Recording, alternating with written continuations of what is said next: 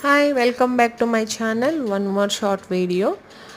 ఇప్పుడు మా భైరవ్ చూసారు ఎంత యాక్టివ్గా ఉన్నాడో. ఈ యాక్టివ్నెస్ మేము 2002 నుండి చాలా మిస్ అయ్యాము.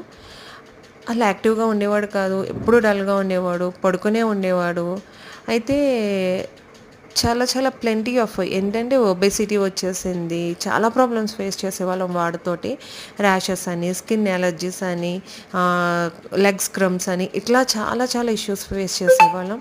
ఎందుకు వీడికి ఇలా అవుతుంది, ఏమవుతుంది, బాగానే తింటున్నాడు కదా, ఎందుకు అస్తమాను అలానే ఉంటున్నాడు, లేదు హాస్పిటల్కి తీసుకెళ్ళాలి అని అంటే మా హస్బెండ్ అయితే ఒప్పుకునేవారు కదా. ఎందుకంటే చిన్నప్పుడు వాడు 5 మంత్స్ 6 మంత్స్ బేబీగా ఉన్నప్పుడు వాడికి ఇయర్ ఇన్ఫెక్షన్ అని వచ్చిందన్నమాట. అప్పుడు plenty of tablets and injections ఇవ్వడం వల్ల వాడు చాలా ట్రబుల్ ఫేస్ చేశాడు.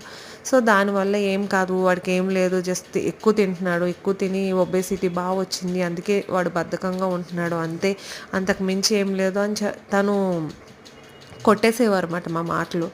అయితే వాకింగ్కి కూడా వెళ్ళడానికి ఇష్టపడేవాడు కాదు. అసలు వాకింగ్ కూడా చాలా బద్ధకంగా, ఇరిటేషన్గా, కోపంగా ఉండేవాడు అన్నమాట.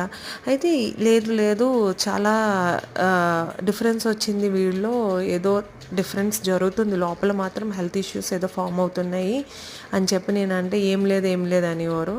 లాస్ట్ మొన్న నవంబర్కి కొంచెం బ్రీతింగ్ ప్రాబ్లం కూడా వచ్చిందన్నమాట. అయితే నేను ఇంకా గట్టిగా మా పెద్ద పాప ఫోర్స్ చేసి మా ఆయనతో లేదు తీసుకెళ్లాల్సిందే హాస్పిటల్కి అని చెప్పి తీసుకువెళ్తే అనస్థీషియా ఇచ్చి అన్నీ చెక్ చేసినప్పుడు వాడికి థైరాయిడ్ అన్నది బయటపడిందండి. ఇప్పుడు థైరాయిడ్ టాబ్లెట్స్ వాడుతున్నాము. వాడి స్టార్ట్ అయ్యాక వాడికి ఒబేసిటీ తగ్గింది, యాక్టివ్గా ఉన్నాడు.